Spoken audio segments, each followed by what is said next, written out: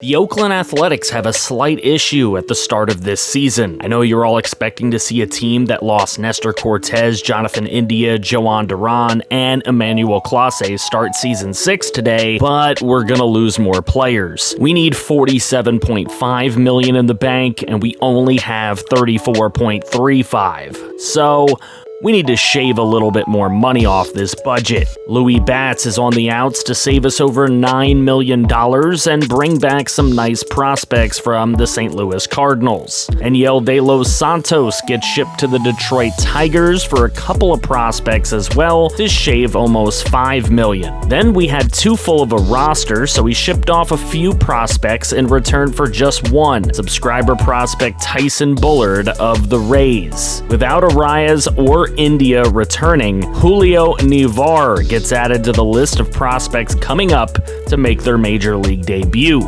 He will play second base as he slots in fourth against righties and seventh against lefties. The new budget sheet looks good, and we will likely not be a very active deadline team unless we're flipping for players that are playing well versus our guys. One other change before opening day, we're giving Colby Gaynor the chance to be the closer for the season. Seniority ruled on that one as he's been with the team and had some nice seasons with 42 saves apiece. Now for opening day against the Los Angeles Angels. Welcome to opening day, Angels, in Oakland at Pandora Field, the newly renovated Pandora Field, to take on our A's. And here are the season projections for 2028. Reed Hoffman, of course, is always projected to lead us in average. It's a lot of Hoffman and Vladdy with a little Jason Givens thrown in. We got Luis Patino on the hill for this opening day start, 17-5 last year with a 2.91, looking to continue it, and he gets the strikeout of Mike Trout to end his first inning.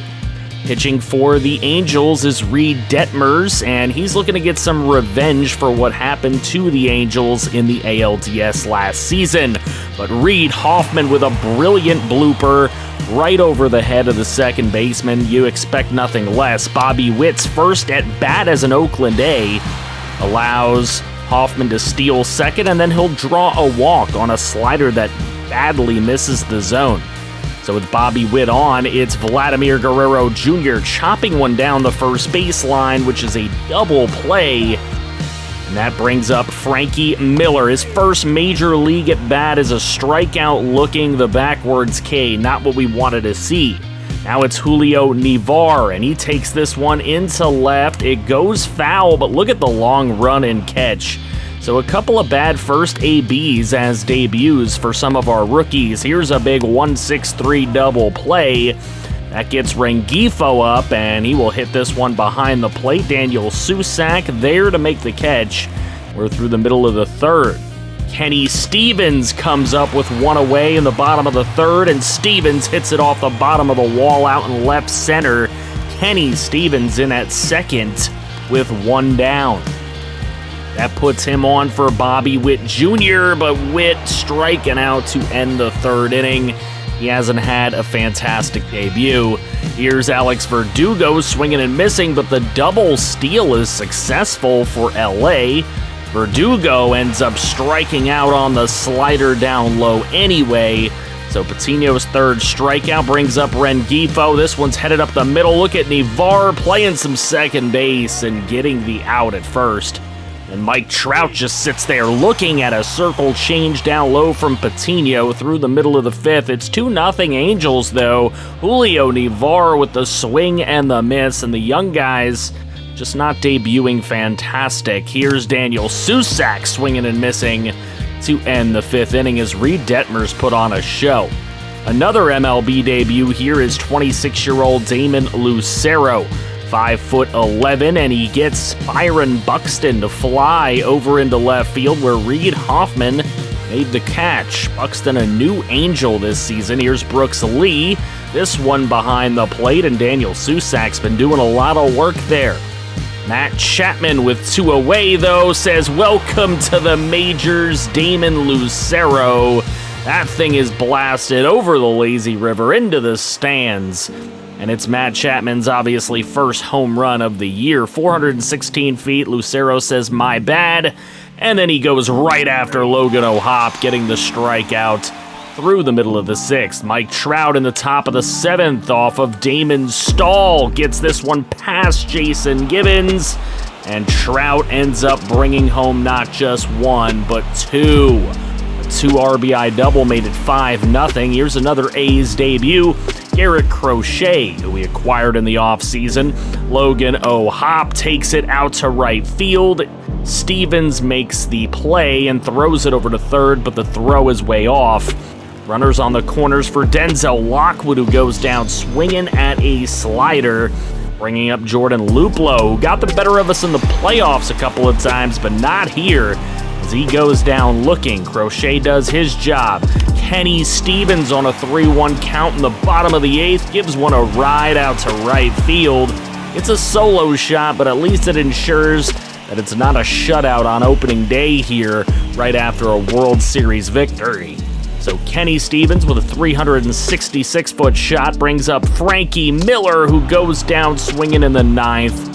As the Angels win, Frankie Miller goes 0 for 4 in his major league debut, and the Angels get a little bit of revenge for the ALDS with a 5-1 win. Then we move on to the Cleveland Guardians series, and Dino Valenzuela getting his first start in the season, making his major league debut. A lot of prospects here as you can take a look. Look at this. Frankie Miller, the number 5 prospect, is up in the majors, and everybody else, we've got a lot of top 25 prospects, not just 50. We're taking a look at Dino Valenzuela here, up against Roberto Rambush. That is a subscriber prospect. He's going to get thrown out at first. 1 down. Mackenzie Little next up, batting .412 on the season. It's a young season, though, and Nivar throws him out at first base. Jose Ramirez started off his season poorly, and he gets a strikeout here swinging, so he is frustrated. Daniel Espino's having a wonderful year in his first start so far. He's looking to continue a good start to his season, and look at the grab on Reed Hoffman. Now, you may recognize this guy. Yeah, that's Max Muncy playing second base, former A's prospect in this series. So the Guardians got themselves a player there. They also have former A Brent Rooker, who grounds one over to Bobby Witt Jr., He throws him out at first base for out number 1 in the 2nd. Tommy Edman now takes this one into foul territory in right field. It's a long run for Kenny Stevens, but he gets there with a shoestring catch. Chase DeLauter up at the plate goes down on the sweeping curve. And Dino Valenzuela getting his career off on the right foot here. He gets Brian Rocchio sitting there looking for the 3rd strikeout of his day. And then Max Muncy, who made a great play earlier, goes down swinging at the 2-seamer down low. Jorge Alfaro up at the plate takes one into right, and Kenny Stevens gets there to make the play. 3 solid innings thus far for Dino Valenzuela. Here's Carlos Castaneda in his first major league at bat, and that's just a bloop out to second base. We continue with Dino's day. He gets Roberto Rambush looking. The subscriber prospect having a tough day. Here's Mackenzie Little. Little down the first base line. It gets past Manuel Tavares, and that one will blow the no-no. That brings up J-Ram, who swings at the sweeping curve in on him. 2 gone in this one. 6 Ks for Dino Valenzuela. Then Brent Rooker lifts one out to center field on a 1-1 count. Gibbons there to make the catch. 4 solid innings for Dino. Here's Vladimir Guerrero Jr., and he gives it a rip. We're going to have to fix the jersey numbers. You'll notice that as it goes. Vladdy wears 30 for us, not 33, but he rips that one out to left field. That is his first bomb of the season. Continuing where he leaves off as always. Here's Kenny Stevens taking one out to right field all the way to the wall, driving home a run on the RBI double. Brings up Tyler Soderstrom. This one's down the first base. An easy play to make. We're through 4, but it's 2-0 in favor of Oakland. Dino goes back to work, striking out Tommy Edman with a circle change. 7 Ks for him. Chase DeLauter just going to dribble one over to third. Guerrero with a bare hand can't get him. So he's on with one away for Brian Rocchio, who gets this one past Julio Nivar. 2 on with just 1 away for Max Muncy. Muncy into right field, gets it past Manuel Tavares, who just is not playing a very good first base today. The throw home is very close, but not in time, and it's a tie ball game. Dino continuing to go to work, but Jorge Alfaro gets the best of him. A lot of these balls down that first base right field line working out for Cleveland. It's 3-2 when Roberto Rambush comes up and lifts one to right center field. Jason Gibbons gives some chase, and he will get there to make the grab, but it will be a sacrifice moving him over to third. And Mackenzie Little just sits there looking at the circle change, so Dino finally finds his form back, but unfortunately he's on the hook for the loss. Hunter Gaddis comes in for Cleveland, and Bobby Witt Jr. finally does something in an Athletics uniform that gets recorded, as there is a gapper out to left center field. He will dig in for an RBI triple and give Oakland a lead again. Here's Vladdy Jr. He can't just leave a guy on third base. That wouldn't be very Vladdy-like, as he gets his way to second base with an RBI double. It's 5-3 Oakland.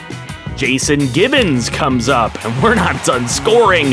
Look at Gibbons taking this one out to right center. That scores Vladdy, puts Gibbons on second base with a 6-3 lead.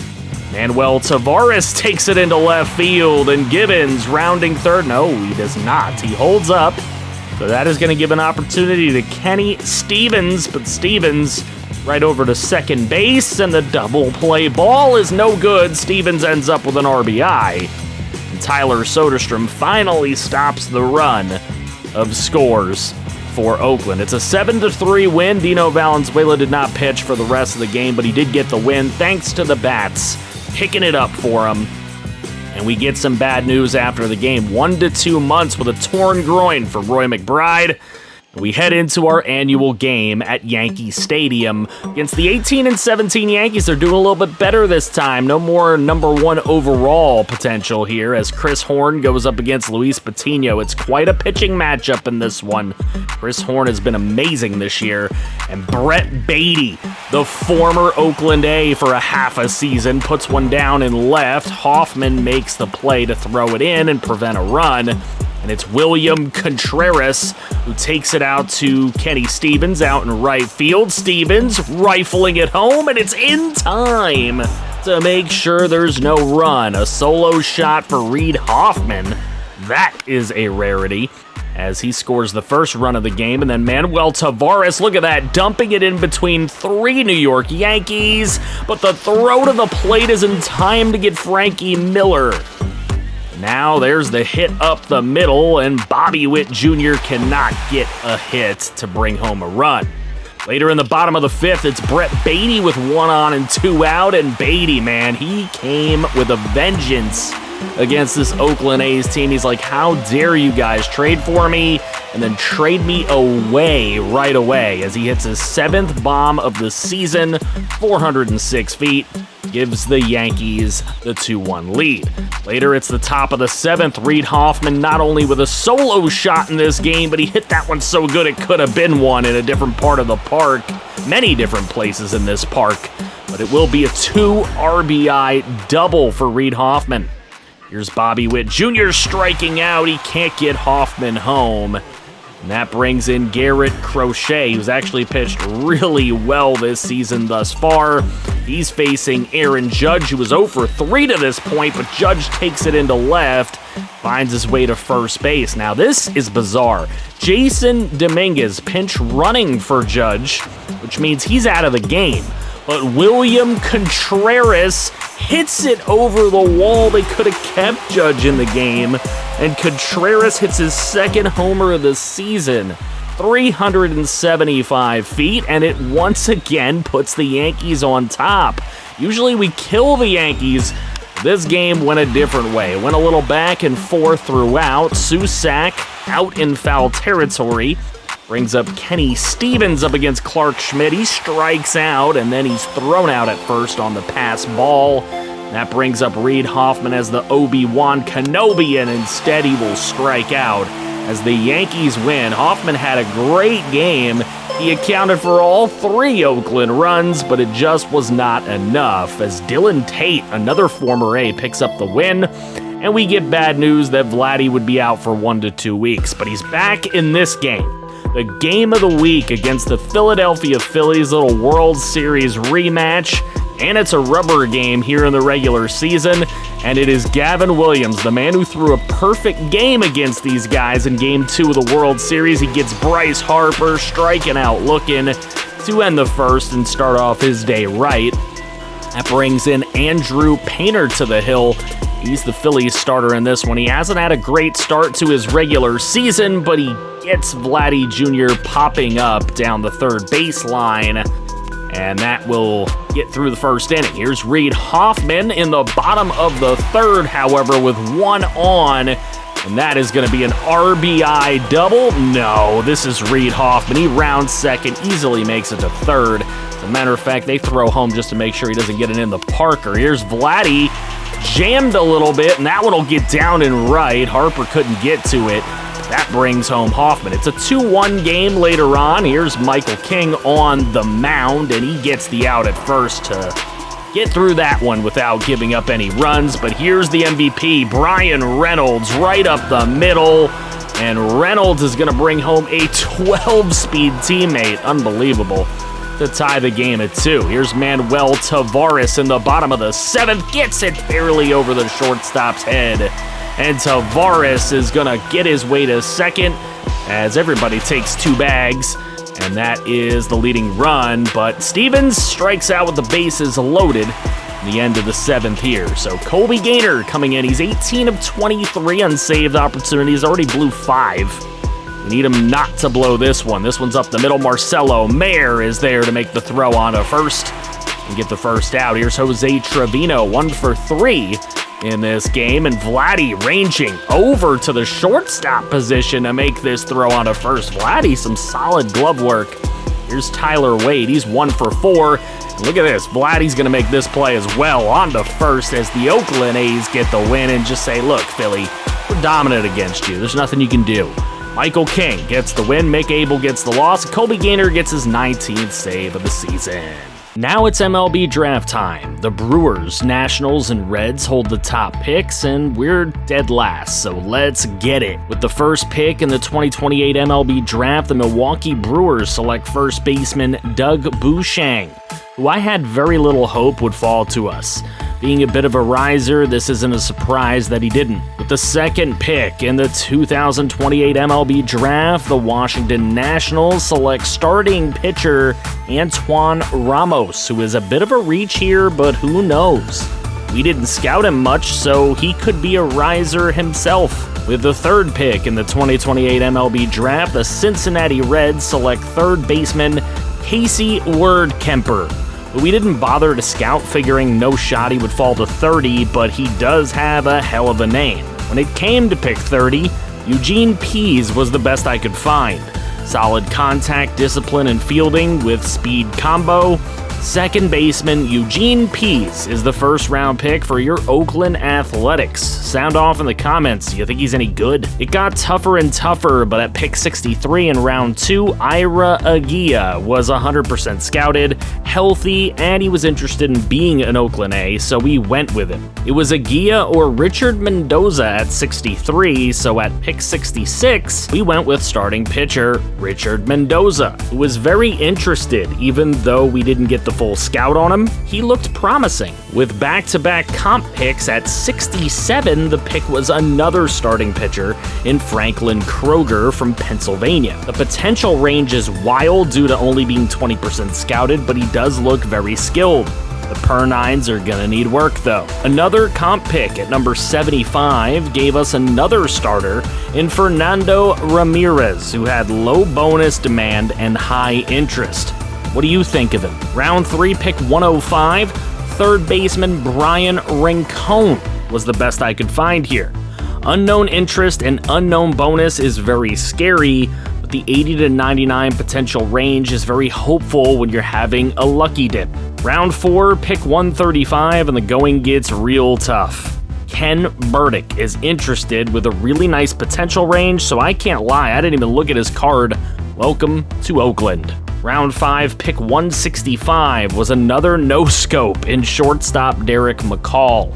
solid potential range, and great interest. What more could you want? Round 6, and it's Mr. Irrelevant of the MLB Draft, and I can't lie, the pick is starter Emmett Taylor purely based off of the fact that he's interested and he has a shot to be a decent overall for trade bait. Now we're going to do something fun.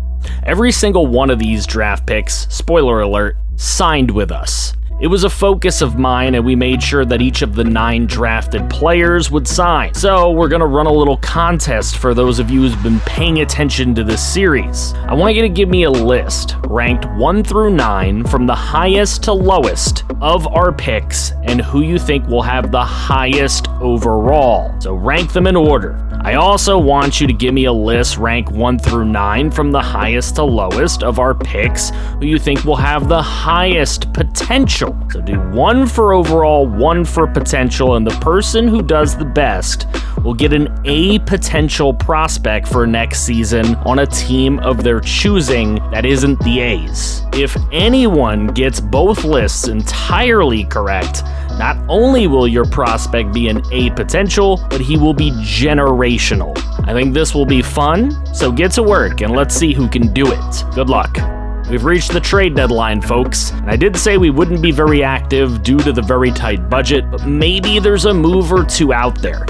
The Blue Jays lead the East by 3.5 over the Yankees. The Royals lead the Central by 2 games over the Twins, and our A's are up 6.5 on the Rangers with the best record in baseball. Rangers, Astros, and Yanks lead the wildcard race. In the National League, the Braves lead the Phillies by 1.5 games. The Central sees the Cubs up 10 games, and the West is led by the Padres by 3 games over the Dodgers. The Phils, the Dodgers, and the Giants lead the wildcard race by at least 4 games. If there's a move out there, we will likely look beyond the trade block, as there isn't much outside of maybe Jacob Berry here that we could afford or that I'm interested in right off of rip. If there's a move out there at the deadline for a team that has the best record in baseball, we're gonna have to dig deep to fit it within our constraints. In looking at the roster, Luis Patino, Noah Schultz, and Gavin Williams aren't doing as well as I'd hoped they would. Xavier Klink is off to a bad first half for the 2nd year in a row. Everyone else is really doing just fine for now. Now, I need to ask y'all a question. Julio Nivar only has 47 at-bats in 107 games despite being in both righty and lefty lineups. Ricky Cousins has 391 ABs without ever being placed in our orders. I'm told it's because Nivar throws lefty, shout out to GG9 for that. Would y'all be opposed to me just making him throw righty so the stupid CPU stops subbing him out of damn near every game?